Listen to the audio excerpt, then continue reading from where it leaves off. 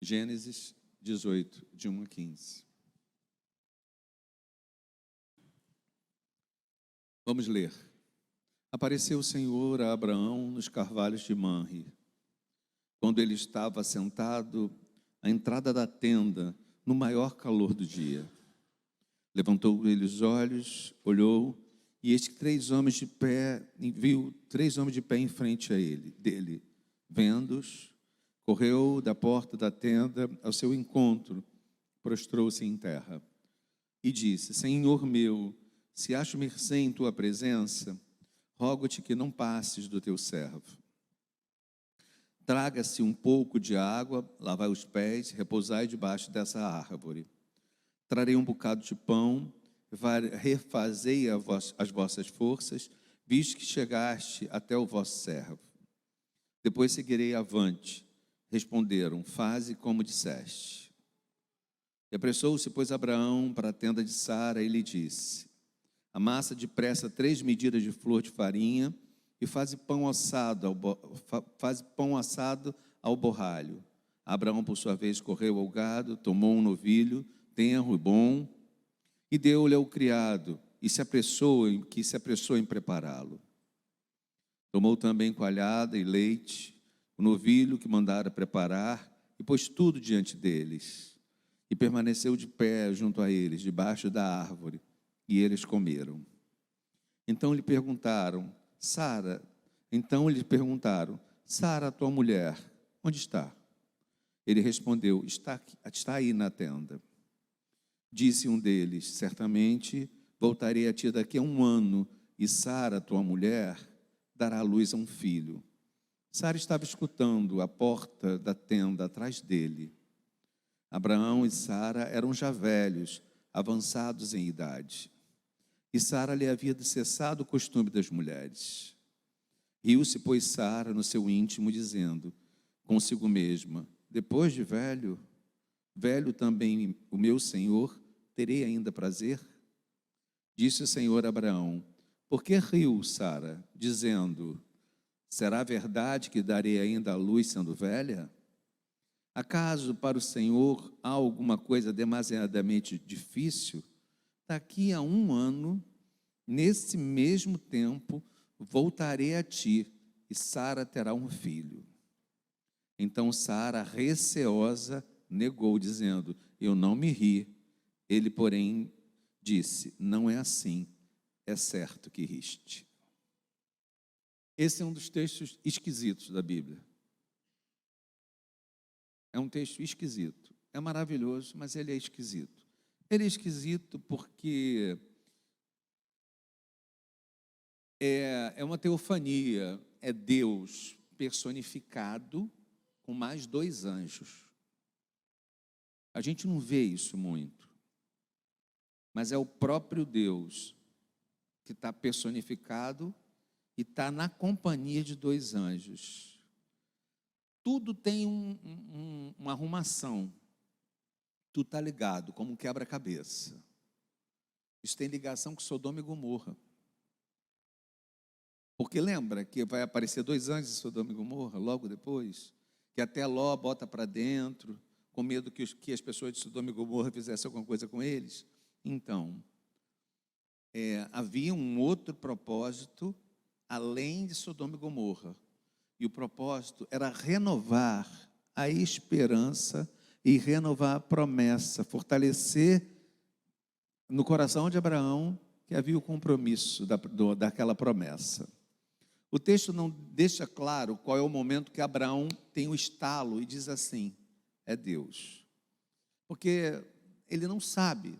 A prova que ele se refere aos 3, como se estivessem muito cansados. Se ele entendesse que era Deus, não fazia sentido ele ficar preocupado com cansaço. Mas ele achava que era alguém com limitação. Primeira dica. Deus aparece na nossa história, na nossa vida. Deus aparece diante de nós e a gente não se dá conta que Ele está lá. Hebreus diz que muitas vezes o texto de Hebreus vai dizer que a gente tem que aplicar e praticar a hospitalidade Porque muitas vezes nós recebemos anjos sem saber que recebemos. Essa é uma visita que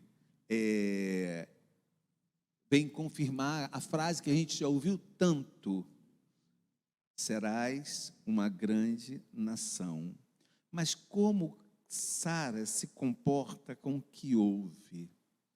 Sara ri por dentro, e os anjos falam, ela riu. Para vocês não entenderem, Sara não estava do lado assim, botando o ouvido para ouvir a conversa. Era uma tenda grande, imaginem. Então, eles eram seminômades, então era uma tenda com várias repartições. E uma das repartições era onde ficava Sara e algumas servas. Então, Sara ouve de lá, e Sara ri. Só que a Sara dá azar, porque do outro lado da tenda, quem está é o próprio Deus e os anjos. Ele falou assim, olha só, ela riu. Quantas vezes a gente já não riu por dentro de coisas que a gente ouviu falar de Deus para a nossa vida? Quantas vezes a gente já não fez, já não deu essa risadinha de não acreditar que vai acontecer? Quantas vezes? Porque aqui é um ponto que é o improvável. Sara entende que tudo que eles estão falando é absolutamente improvável. Quando a gente agradeceu pela vida da Isa, tem a ver com o improvável. Por exemplo, 2 pessoas estavam doentes, a Isa e o irmão do pastor Marcelo. Nós oramos pelos 2, certo? Só que o irmão do pastor Marcelo abriu o peito para fazer uma ponte safena. Quantos você não conhece que fizeram ponte safena? Gente até mais velha. Quantos você não conhece?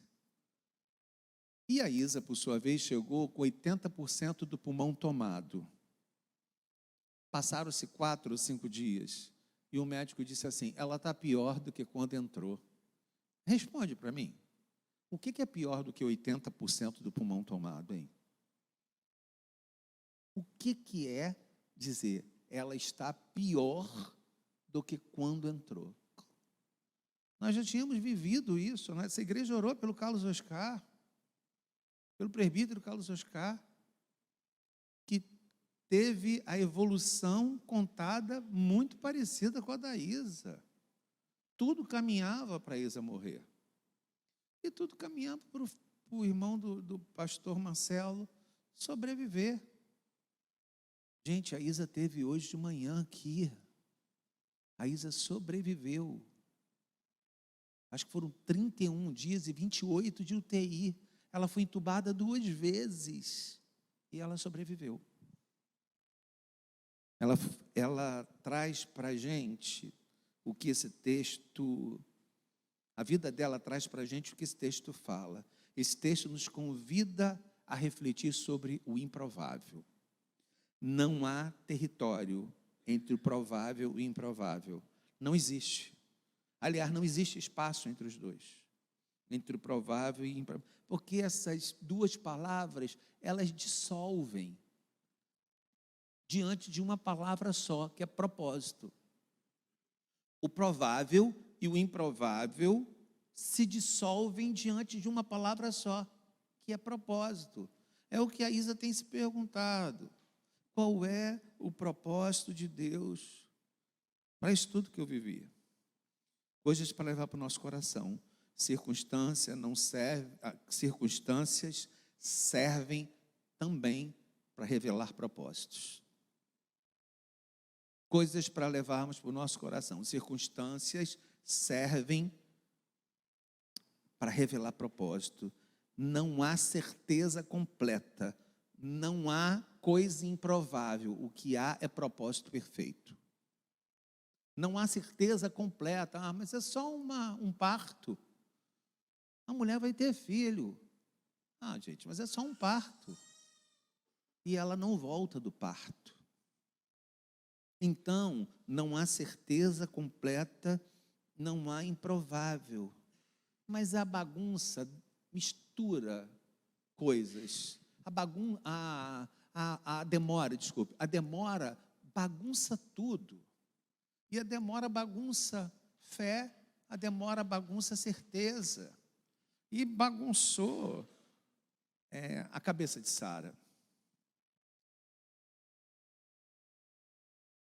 Eu queria estar no Dia da Mulher, no Dia Internacional da Mulher, para estar pregando isso. Porque esse texto, ele não descredencia Sara, mas ele faz com que Sara se torne um espelho da nossa própria incredulidade. Então, dica para você que está em casa: não precisa mentir quando você não crê. Não precisa mentir quando você descrê.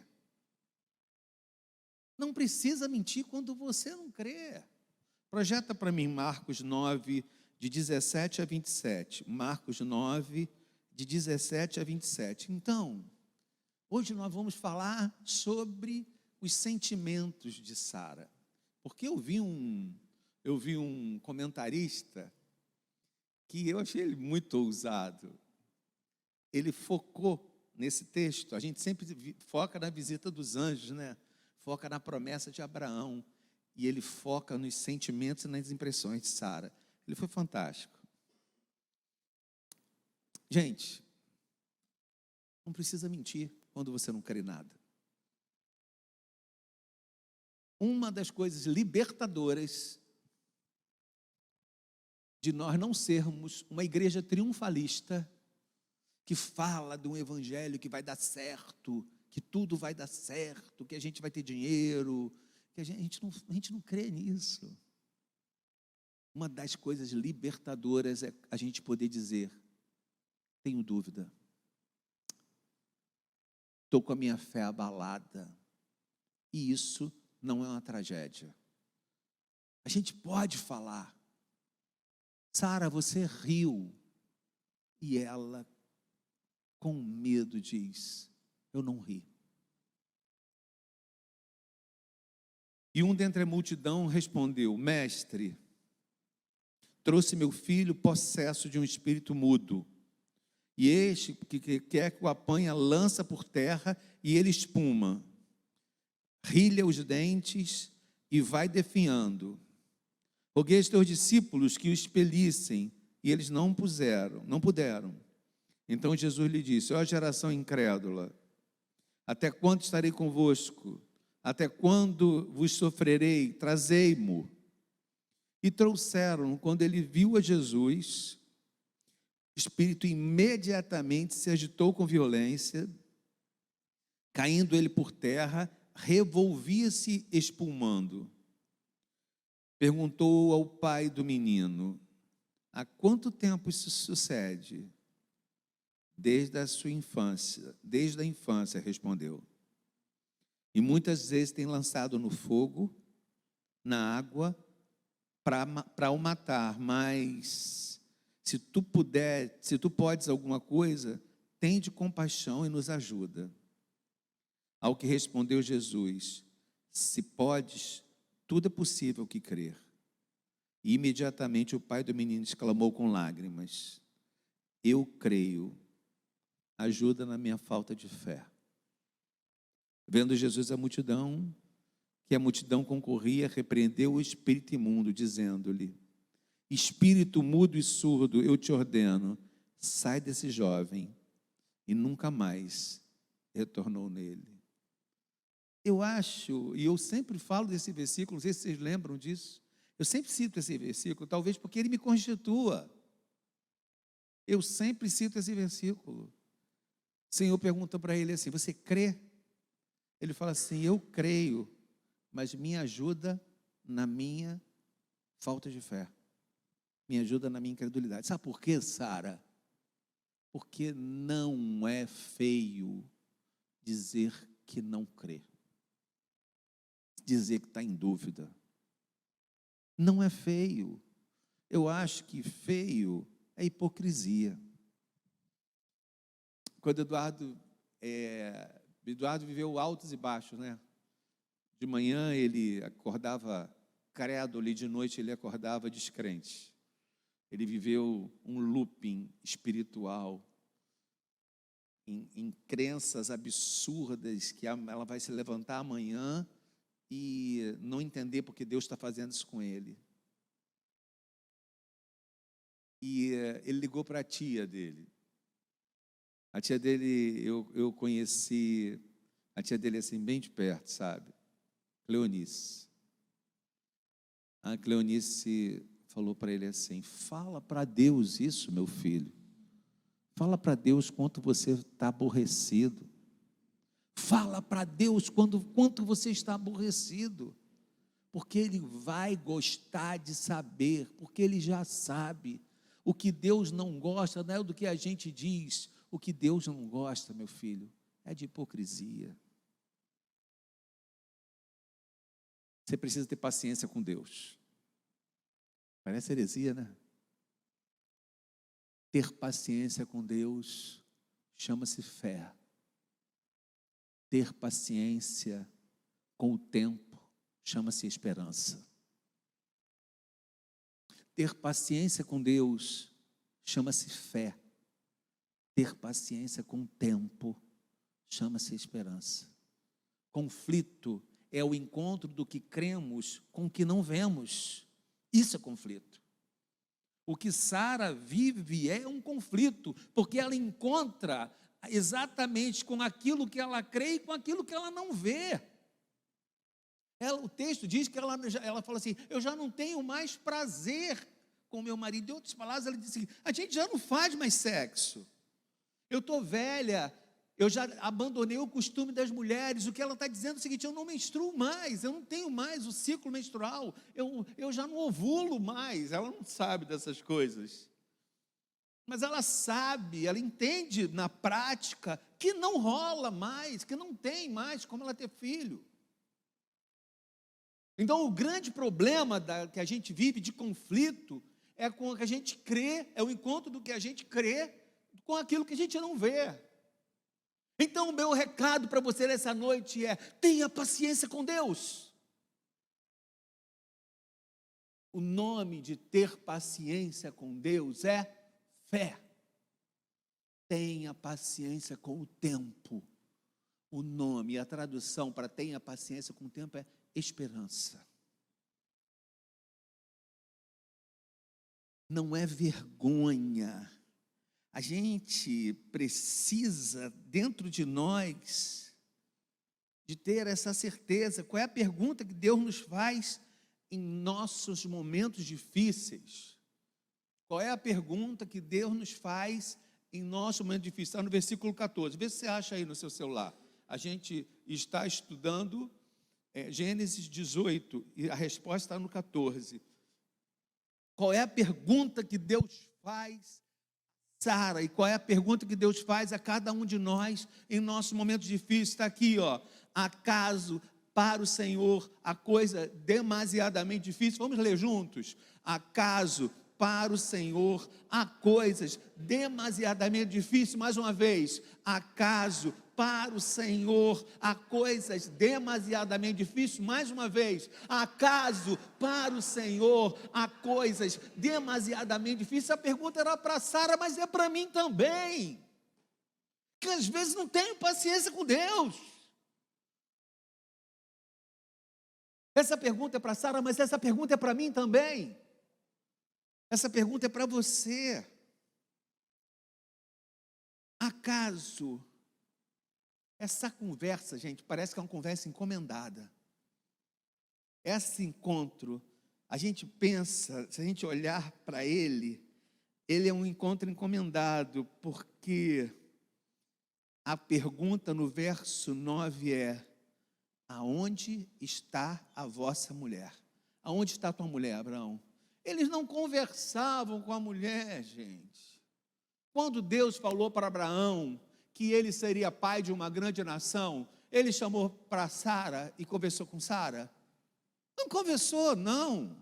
Porque o texto, em cima do...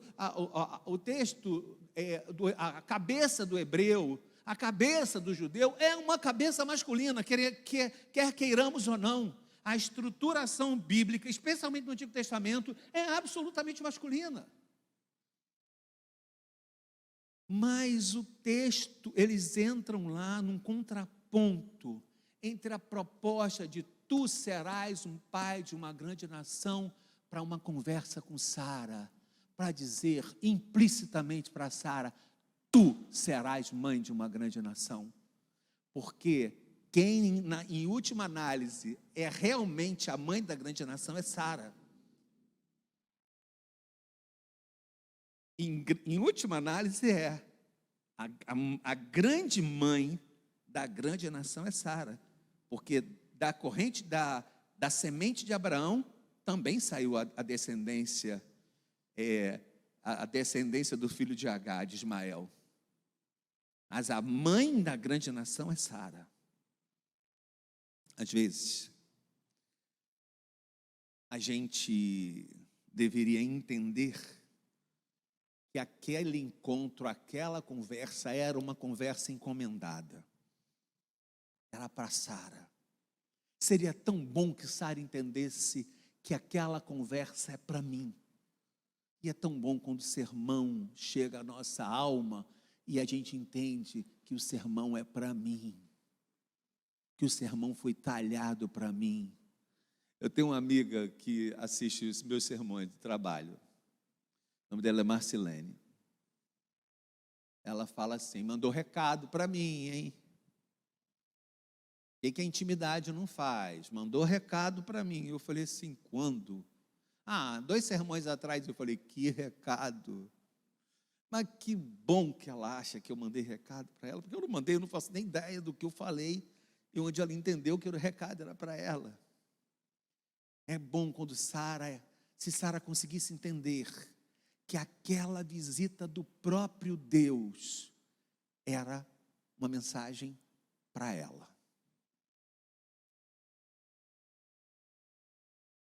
O que pode ter levado Sara a duvidar? Eu comentei no início que eu estou lendo um autor e o cara fala umas coisas que me deixavam um pouco nervoso. Olha que eu sou cabeça aberta, hein? Mas ele pegou esse texto e falou umas coisas que me deixaram assim, que eu achei um pouco ousado. Ele diz o seguinte, Sara é casada com Abraão, que é chamado de quê? Pai de quê? Da fé. Pai da fé. Mas no Egito, Abraão entra no Egito e fala para Sara, não fala que tu é minha mulher não, fala que tu é minha irmã, porque eu tenho medo que alguém me mate. E Sara é levada para dormir com o rei de lá. Cara, olha isso. No dia da aflição, confie em Deus, que a sua família está reparando nisso. Vou repetir. No dia da aflição, confie em Deus, porque a sua família repara nisso. Seus filhos reparam nisso. O autor, ele fala um troço, ele diz assim, ele diz que toda essa aflição que Sara constrói no coração era fruto de justamente do pai da fé que andava do lado dela. Ele diz que ela, na hora da aflição, ela não foi levada a crer absolutamente, porque a religião era talhada pelo homem da casa, e o homem da casa mostrava outra coisa. O pai da fé mostrava para Sara outra coisa. Então o autor vai dizer que Sara se enche de dúvida a partir do que ela vive do lado do pai da fé.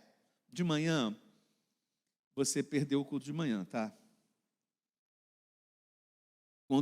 Quantas vezes pegamos uma narrativa e a tratamos como verdade, nós criamos, às vezes, realidades tortas. Quando a gente pega uma narrativa, que é só uma narrativa, e trata aquela narrativa como verdade, às vezes a gente cria uma realidade torta. Quantas vezes fazemos acordos sem perceber quanto esses acordos nos ferem? E as feridas que se abrem nesses acordos, elas se abrem de maneira muito profunda, porque foram feridas criadas sem Deus. Abraão faz um acordo, e o acordo é: pode ficar com o cara, porque o cara acha que você é bonita, e ele vai terminar me matando, então é melhor que você durma com ele. O autor diz que ele cria uma fragilidade em Sara, muito grande. Ele como educador, ele como pregador, ele como o religioso da relação, ele cria essa fragilidade em Sara. Quando a gente passa por tribulação, os nossos filhos reparam na nossa tribulação e repara nas coisas que a gente faz na hora da nossa tribulação. Quando nós fazemos acertos, os nossos filhos reparam nos nossos acertos, os nossos filhos reparam nos acordos que nós firmamos, e às vezes a gente funda, a gente tece, a gente firma acordos sem Deus. E eles reparam nisso. Acordos devem ser filtrados por nossos valores, baseados na relação que temos com o nosso Deus. Tem que ter um filtro no nosso acordo. Abraão jamais poderia ter elaborado esse acordo. Vai e fica com o cara, é melhor você ficar com o cara e mente, diz que é minha irmã, do que ele me matar. Ele não podia, porque o filtro que ele deveria ter usado é o filtro da fé. Mas Abraão usa um filtro que não tem nada a ver com os seus valores. Então eu queria dizer que acordos devem ser filtrados por nossos valores, baseado na relação que nós temos com Deus. Acordo tem que estar ligado ao que Deus nos mostra, não o que as circunstâncias nos mostram. Nós fazemos acordos o tempo inteiro.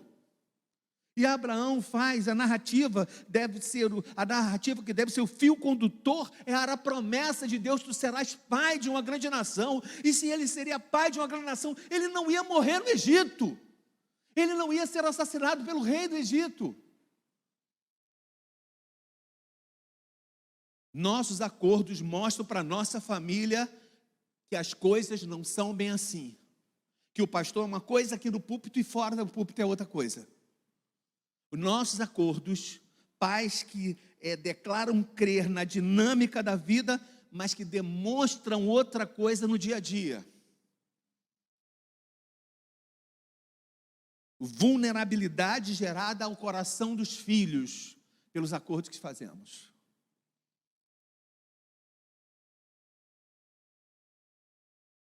Uma ilustração: uma menina lembra com ressentimento da mãe, porque ela apanhava muito do pai. E ela lembra: você não me defendia.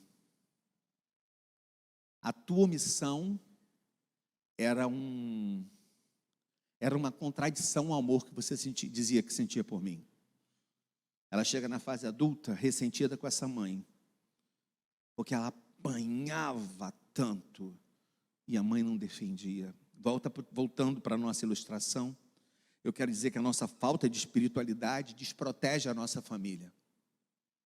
A nossa falta de espiritualidade desprotege. Abraão toma atitude que desprotege em Sara. Abraão toma atitude que desprotege as convicções de Sara, porque ele é o homem estruturado pela religião para ser o ensinador da casa. Era ele. A religião é parida a partir dele. Ele desprotege Sara. Lute para não ser uma contradição para sua mulher.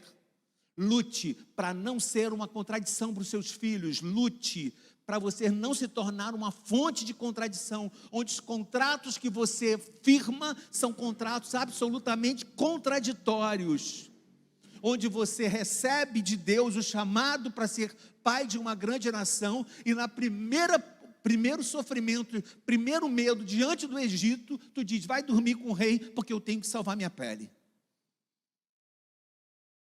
Abraão não teve sensibilidade para transmitir fé e valores. Isso piora com Agar.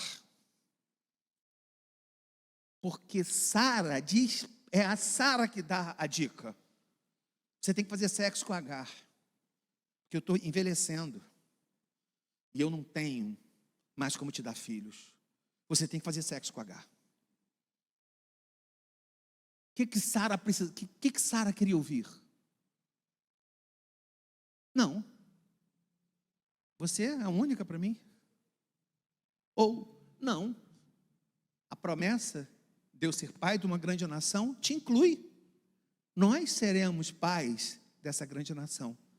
Mas ele pega essa proposta indecente e ele aceita a proposta indecente. Bota uma coisa na cabeça, André. Quando uma mulher te sugerir alguma coisa, avalie se ela não quer que você faça totalmente o contrário. Você que é homem, está em casa, bota na cabeça isso. Nem sempre que as mulheres propõem, que é o que ela realmente quer no coração. Mas você não disse que não era para a gente não sair para comemorar o aniversário de casamento? Né? Eu falei, mas você não insistiu, né? Preste atenção, nem sempre o que a mulher propõe é aquilo que você deve fazer. Você deve pensar se realmente aquilo é o melhor ou aquilo é o que ela realmente quer. Porque talvez o que Sara quisesse ouvir era: você é uma mãe de grande nação. No momento mais sensível da vida, Sara propõe um contrato. E Abraão deveria rasgar o contrato. Vocês já viram, né? Da parede. Às vezes desce o contrato, você rasgou o contrato. Ou você então perdeu 2 milhões porque não rasgou o contrato. Abraão deveria ter rasgado aquele contrato e não ter topado. Ele não teve sensibilidade para interpretá-la. Você é mãe de uma grande nação. Nós precisamos de sensibilidade para interpretar os contratos que chegam até nós. Ele deveria pegar e reafirmar o seu amor e a sua crença. Ele não faz nada disso. Coisas para pensar. A nossa contradição gera dúvida dentro de casa. Coisas para pensar. A nossa contradição gera dúvida dentro de casa. A falta de caráter na hora de fechar um contrato dificulta a crença, dificulta a crença na hora da aflição. A maneira como nós conduzimos, a maneira como nós acertamos as propostas, aquecemos, aceitamos ou afastamos proposta, afastam também nossos filhos da credibilidade que ele tem sobre a fé que nós carregamos no coração. Abraão deixa Sara em suspenso.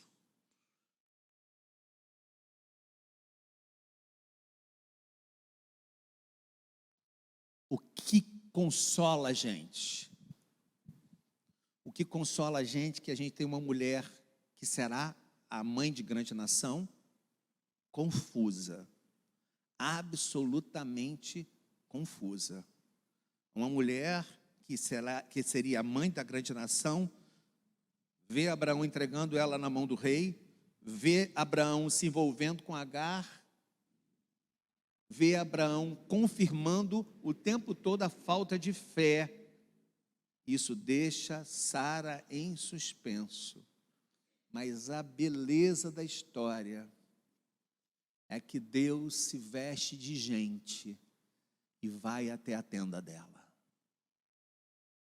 A grande beleza dessa história é que Deus bota a roupa de gente, se transforma em gente e vai até a tenda. Ainda leva 2 anjos de quebra e vai até a tenda dela.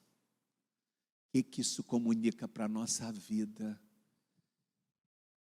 Que Deus vai ao encontro dos nossos filhos, mesmo quando a gente dá cabeçada nessa vida. Que Deus vai ao encontro da nossa família, ao encontro do cônjuge, ao encontro da esposa, ao encontro do marido, ao encontro. Deus vai ao encontro, mesmo quando a gente dá cabeçada na vida. Quando a gente faz absolutamente tudo errado, Deus se veste de gente, porque na plenitude dos tempos, Deus se vestiu de gente. Deus se vestiu de gente e veio até a gente, veio até nós. Jesus Cristo é Deus vestido de gente, que vem até a nossa tenda para mudar a nossa história. Ele veio até nós. Ele veio até nós para mudar a nossa história. Deus falou com Abraão e agora fala diretamente com Sara, dizendo para mim e para você que Deus caminha na direção dos nossos filhos, mesmo quando a gente faz coisas erradas. Mesmo quando a gente tem ideia. Mas, pastor, só uma dúvida. Você não está falando do pai da fé? Abraão é o pai da fé. É um dos homens com mais fé na Bíblia. Então, se eu já citei essas coisas todas, imagina se eu citar a tua vida aqui na frente. Vai ficar muito, muito difícil. Como Deus é maravilhoso, que Ele mostra a falha para dizer assim mesmo, aquele homem que matou Urias é um homem segundo o coração de Deus. Assim mesmo, o cara que tem tantas falhas de fé, é justamente esse cara que será o pai da fé.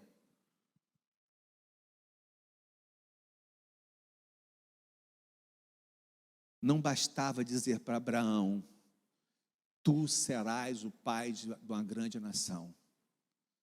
Deus botou roupa de gente, se vestiu de gente, para conversar com Sara e dizer, tu serás a mãe da grande nação.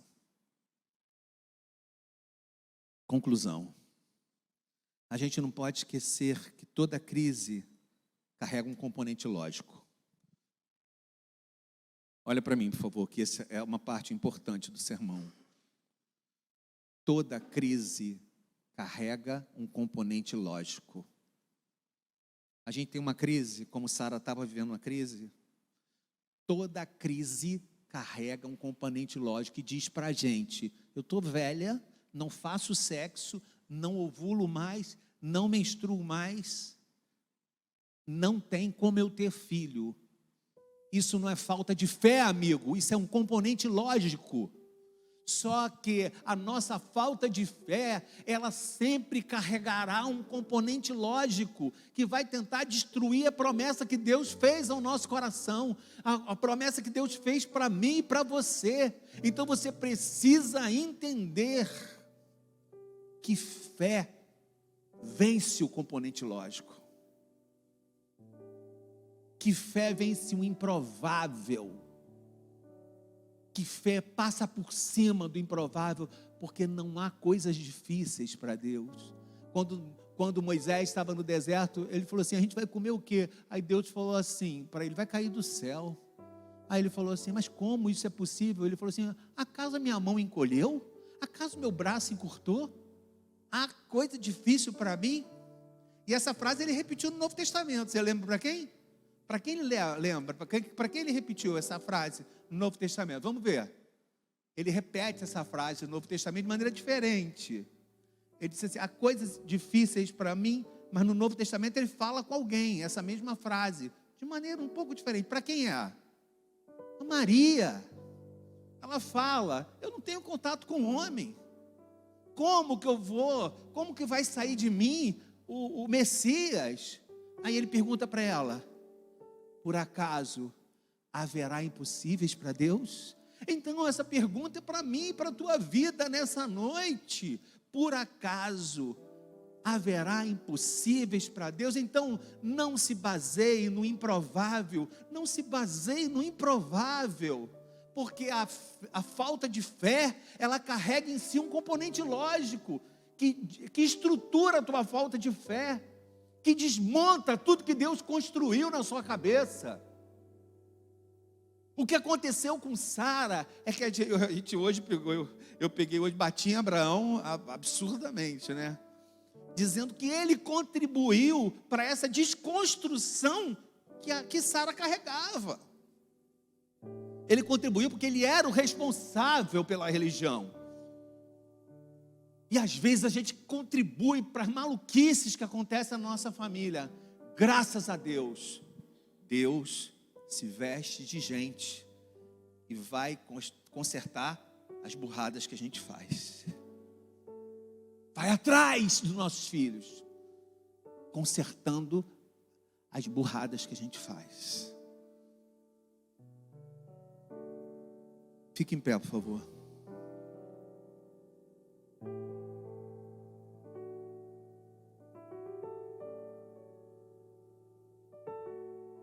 Pare de olhar para os lados.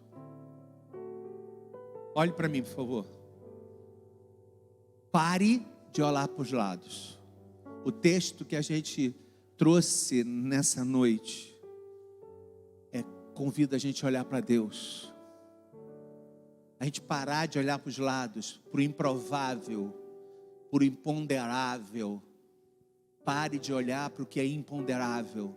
O texto que nos abriu diante dos nossos olhos fala para a gente: olhe para Deus. Quer saber?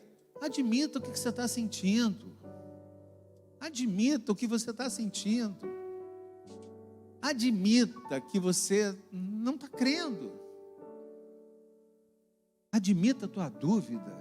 Admita. Admita que você está rindo por dentro. Admita.